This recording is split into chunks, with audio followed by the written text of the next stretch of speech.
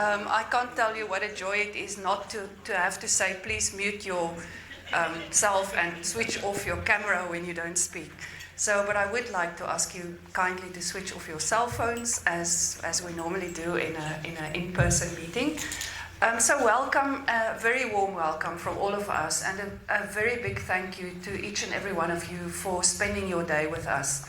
We know, really know, what a hectic time of year this is for everyone, and we know also that in the academic departments, if it's hectic on our side, it's even more hectic on your side, with students completing their studies and many, many things to be done. So we are really, really grateful for this audience, and we want you to also use this day as a bit of a respite from all of that. You would know that we sent out a survey beforehand to ask people, mostly people who couldn't attend today, also for some feedback. And we got at least one or maybe more comments about this is a bad time of year and it's when people are already burnt out. But this is why we also invite you to use the day to just take a bit of space, headspace, to help us to think about research and to have a bit of a respite. And we organize it at a nice venue because we also want you to enjoy the day and to have a bit of a break and to reflect with us on research at Stellenbosch. So this is always a very special event. It's even more special today because we're welcoming a new DVC. Sibu, from our side, really welcome, and this is your first research in Daba. We really enjoy having you with us. We shifted the date out specifically because Professor Moyo started on the 1st of September and the original date I think was the 8th of September. So as you can imagine, that would not have really worked well. Now Sibu has settled in. We enjoy working with her and she has really hit the ground running. And Sibu, very, very warm welcome from all of us to Stellenbosch. Just a few housekeeping rules. There is Wi-Fi, so the Wi-Fi is Lanzarote guest, and then Lanzarote as the password with lowercase. Marika, have I got it right? Yeah. So there is Wi-Fi. The program you've got copies of at the front, but just to quickly say that we decided to focus very much today on the current state of research and indicators to measure success. That will be presented by Johan Maton, who did a study for us. Then Professor Ian Klutter will speak about the current strategic management indicators for research, and we will try to brainstorm also on how we can improve those and ensure that we're looking at the right things. And then Professor Moyo will present her vision for research. And then the afternoon will be after lunch. We know that people are really tired after lunch, so we will engage you. It will be table discussions. There will be 3 or 4 questions that you can reflect on and give us some feedback. So it will be a really interactive discussion after lunch. I know that one normally thanks people right at the end, but I would like to do it right at the beginning because I think it's important that we acknowledge the work that has gone into this, done by Marijke Hunter-Risselman and the team, Fadwa, and everybody who's been involved in organizing this event. We had a few panicky moments when we read about the Landsraak in the newspapers, but I'm happy to say that it seems all is well, and we have been really well catered for and well served by this venue. So I'm looking forward to the day. I have asked Sibu just to say a quick word of welcome also from her side to all of you, and then we'll kick off with Professor Maton's presentation. I was just saying that on my first day when he said, I think it was before the first day of work when I came, it was the Research Awards. And I was sitting there thinking it was very, very formal. So I'm used to a lot of noise. I think I come from a noisy place. And I know Johan last night was complaining about noise and how it blocked his ears. I think the music, it was jazz music, so he couldn't relate. So he's feeling a bit off today, but but thank you so much. I want to acknowledge everybody who's present, the executive deans, the deputy deans, the vice deans for research, and I don't know if we have any teaching and learning present, but everyone who's present, heads of department, researchers, chairs, postgraduate students, if any are present. I think we did invite some, but I don't know if we got any who came. Are there any postgraduate students around? Okay, cool, yeah, we wanted some representation.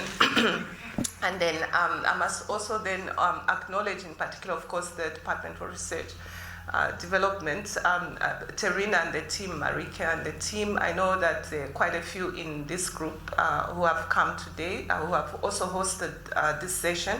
So I just want to say thank you so much for, at least, because I also wanted to have a research strategic planning. So when I saw that they had one, and Therina told me that they're having it in September, I said, please, can I piggyback on it?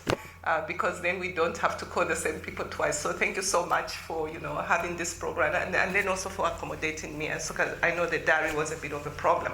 So for those who may not know me, my name is Sibusiso Moyo. So I was at, so my first degree I did was in mathematics and a few other degrees in mathematics after that. I come from Durban University of Technology, but before that I studied at University of Natal before I joined Durban University of Technology. So I've been a DVC for research there for the last 5 years, and I think it was 2 or 3 months before I came. So I'm really glad to join Stellenbosch University. And of course, the difference is that, coming from a University of Technology, there's a lot of agility and a lot of work which is done around trying to develop capacity. But fortunately, during my time at the university, I also worked with one of the implementation programs through the Department of Higher Education and Training, which focuses on training the future professors from the 26 public universities. So through that, we also worked with Stellenbosch because the first phase of that program was being implemented here through Jonathan Jansen, whom most of you may know. If you don't know him, I think that means maybe you don't read the the paper where he likes to publish a lot on a Sunday, and you have to close your eyes in case what comes out. I think it's not at this meeting, so it might not caught me, because sometimes, people phone me to ask, is he in your department? He's written this article, what do you think? So I try not to comment on that. But just to say, so I had some experience of working also with some of the emerging fellows here through at least the last 2 years or so. So I thought I should just say that so that at least you have some idea. So later on, I will talk to you a little bit about what my thoughts are from the first 6 weeks. So I must really thank the deans. I think I've met all the faculties that report to me directly. Then there are 2 schools. I don't know if we have the school representatives here today. And then we also have, the research chairs, the library as well, which plays a big role in terms of supporting research. And of course, the centers of excellence, like where Professor Johan Mouton comes from as well. And I know Ian also from the other rectorate responsibility centers that are there that we have to collaborate with. So from my side, it's really to thank you for making time. I know it's a busy time for everybody, but I really thank you for coming. And we genuinely want to engage with you because the other thing, of course, if you're new, you have to change something. Okay, so and then you may, it sounds funny, but actually when you're employed in these positions, the first thing people ask you is, so, what's your vision? What do you want to change? But my approach is, before you start thinking about change, it's important to understand the environment and to understand what is working, what is not working, and then what is it that needs to be modified. If things are working, there's no need to change them. And then if you look at our vision, what are we aspiring to, which I'll also talk to later on. It's important to understand what we aspire to. But before I do that, I think that with just last week, last weekend for me was like a tsunami to some extent. Because Friday, for example, was an amazing event where we were saying farewell to the SRC, previous SRC.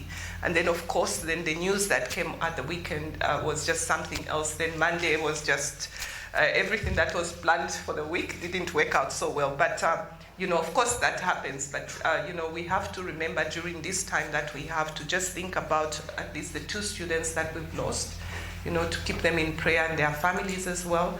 And then, of course, the incidents of urination that continue to happen, which are very sensitive, for some people. We have the image of the university and, what's happening in the university is of public interest as well. So it's things which we need to think about. But for me also what's important is that I keep on asking myself from the research side, what can we do to really understand what's going on so that we can have evidence-based interventions. We have 2 research focus areas which I think can add value, the Tuli Madonsela in the social side, justice side, I know people like Jonathan and Tudi, they were talking about, a course which could be generic to students, which they do at first year. I don't know if that can fix anything, but then there's also, the professor, the professor who works on trauma, to look at Pumla, Gobodo. She works on Madikizela, Pumla, Gobodo, Madikizela. She just to understand what's going on and trying to see if it is possible to have a program for first years, because in all the three cases you do see that it's first year students. They get very drunk. But the question is that, what has being drunk have to do with urination, for example? It's sort of, and people keep asking you questions about this. So, but I think that we need to be thinking about, when we talk about impact in our community, we should start at home as well, understanding what's going on in our community, what evidence-based research can we do to contribute to that. Those of you who are working in the social sciences and other areas as well, and maybe the health sciences. Because I was talking to somebody yesterday, was saying, no, it's a psychological problem. And I'm like, okay, I don't know. There are many schools of thought. But yeah, having said that, then I want to welcome you, and then Professor Johan Mouton, to really thank you as well for, giving this presentation, which will be very important for us to build the strategy. Because with strategy, you need to be able to measure, you need to know what you're measuring, you need to understand what the impact is also on our society and community. I mean, our strategy asks for all of that, but it's things which we need to understand how to unpack. But before that, I must read the restitution statement, because today I felt that I should read this, because I think it's the only opportunity I get to meet all of you. And so how many of you know that we have a restitution statement at Stellenbosch? Just raise your hand high if you know about it. Okay, so for those that don't know, I read it for you. Okay, you can find it. It's on our webpage. It's important, so that we start our event with this statement on reflections. So it says, Stellenbosch University acknowledges its inextricable connection with generations past, present, and future. In the 2018 centenary year, Stellenbosch University celebrated its success and achievements. Those of you who were there must have been part of those celebrations. Stellenbosch University simultaneously acknowledges its contribution towards the injustices of the past. For this, we have deep regret. We apologize unreservedly to the communities and individuals who were excluded from the historical privileges that Stellenbosch University enjoyed. And we honor the critical mighty voices of the time who would not be silenced. In responsibility towards the present and future generations, Stellenbosch University commits itself unconditionally to the ideal of an inclusive world-class university in and for Africa. And I think that's very profound.